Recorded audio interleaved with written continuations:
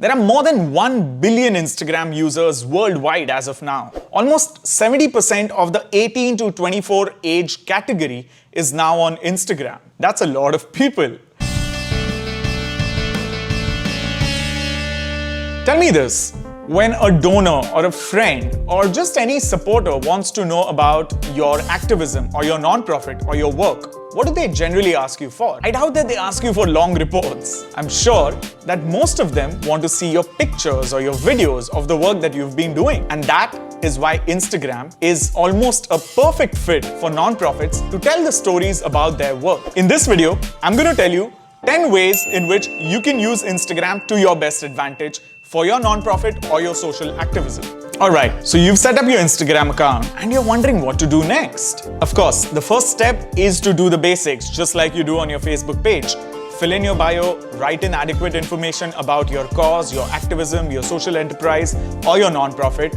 Get a profile picture which depicts your organization, which is ideally standard across different social mediums and your website, so that your audiences and viewers know that, oh, this is the Instagram page of X organization, which is in tandem with your website, Facebook, and everything else. So now that you're there, how can you start posting? What should you be posting about? Tip number 1. What you could do is look at the big daddies in your line of work, or big mommies. Look at those people who are established in your line of work. For example, if you're working on gender equality, or if you're working on LGBTQ rights, or if you're working on environmental conservation or wildlife conservation, look at those organizations. Take inspiration from how they are using Instagram, but don't be limited to how they are using it, because the ways in which we use these platforms are constantly evolving. What you could also do as the first step is source images from these pages, give due credit, which is absolutely essential, and start sharing these pages and tagging them on your Instagram post. There are chances that someone from their social media accounts could also come and take notice of your IG account.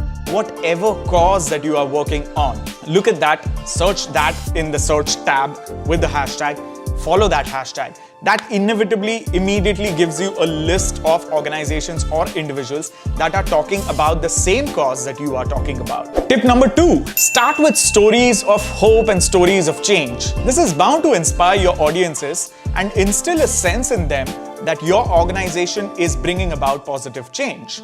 After all, that's why you're there. You want to profile your organization as a change maker, as someone who's making the society better.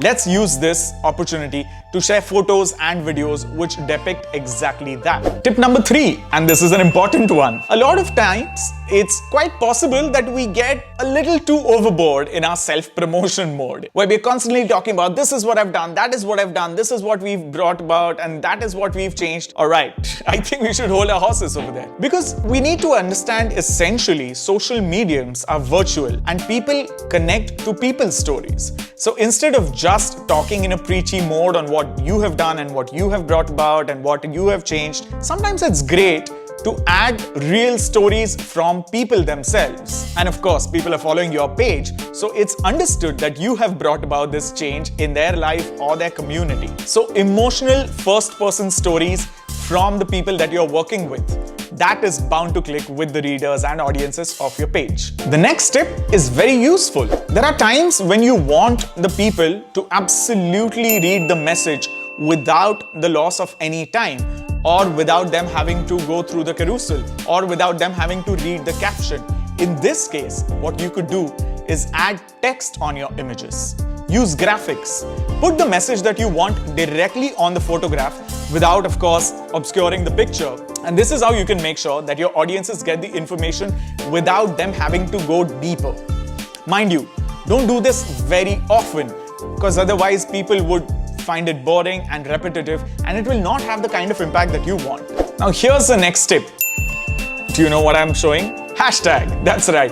Some of you may get daunted by the use of hashtags, and some of you might just find it appalling. Like, what are all these hashtags and why are there so many hashtags in a particular post? Hashtags are great tools for discovery. People actually can follow hashtags. You can follow hashtags on Instagram now. So if I want to know what is happening with climate change in the world, I can just follow hashtag climate change. That way, I know people and organizations who are talking about this. So it's great for discoverability. It's also great to be a part of the larger conversation. So my tip is for you to search the relevant hashtags for your social cause, for your organization, for your startup, and then use those hashtags in your posts. The next tip is going to make your development director super happy. That's right.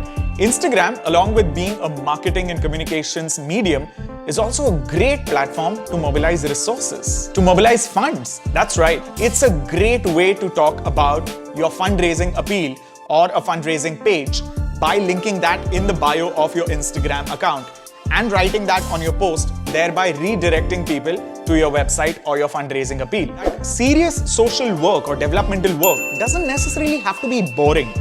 And that's the quandary that we sometimes face. We can talk about serious work in a quirky way or in a fun way, thereby engaging more and more people in the conversation. My next tip is to use GIFs or GIFs or however you want to pronounce it. These are extremely short animated videos which can add a dash of fun to the stories that you are sharing on your Instagram page. Check it out, there are a few tools and in fact a few phones which can now make GIFs in their smartphone camera app itself, and there are a ton of free apps available which you can use to make GIFs. This is a great addition to your kit. But sometimes we sanitize our accounts a little too much, just showing what is necessary to just show the best face of the organization. At times, it would be great to show a sneak peek behind the scenes into what goes in making this work take place. For example, you're planning a huge event, or if you're taking a trip to the field, or if you're doing a fundraising gala or anything. Mind you, in a lot of cases, this is the only way that your audiences, your followers or your friends can actually know what you're doing, especially if your work is in remote parts of the world. The next tip is something that I've always coached my nonprofits to do and something that I have personally done in my nonprofit endeavors. Acknowledge your volunteers. I know, sounds like a no-brainer, right? Yet a lot of organizations miss out on this great opportunity. Your volunteers, your team members have their own Instagram presence. When you tag them, when you acknowledge them, the chances of them sharing your post or your account multiply. You may be one Instagram page or account, but you have 20 employees, 30 employees, you may have hundreds of volunteers. Acknowledging them, acknowledging the great work that they are putting into events, or even on an ongoing basis, that becomes a great tool to amplify your own Instagram account. Among all the social mediums that nonprofits use, Instagram has the highest engagement. What do I mean by engagement? You may have 50,000 followers on your social media account, but on every individual post, if you just have 20 or 30 or 40 or 50 likes, and there's nobody sharing it or there's nobody commenting it. On Instagram, you can now save posts and you can see the insights below every single post if you are a business account. If people are not taking any of these actions on your posts, and if you just have a huge number of followers, then it's almost like having a library which is full of books, but nobody is actually coming to take the books from the library. So use these different tips and tools to make your Instagram an engaging place. These were some simple and useful tips for each one of you to make sure that your organization's Instagram page is shiny and always engaging. This is Ankush from Digital Karmaa, your go-to place for non-profit marketing and communications. If you have any questions, please leave it in the comments below. If you see any value in this, please smash that subscribe button and share this with your friends. Follow my Instagram page at Digital Karmaa. See you in the next video with some more useful tips and techniques. I hope you're staying safe, staying indoors during this time of coronavirus. I know, it's tough, but let's make use of this time to do something that we may have always procrastinated. Let's get on that Instagram page and let's spice up the Instagram account that we may or may not have of our organization. This is a great time to make new beginnings. Thank you so much for watching this video. See you in the next one. Keep hustling.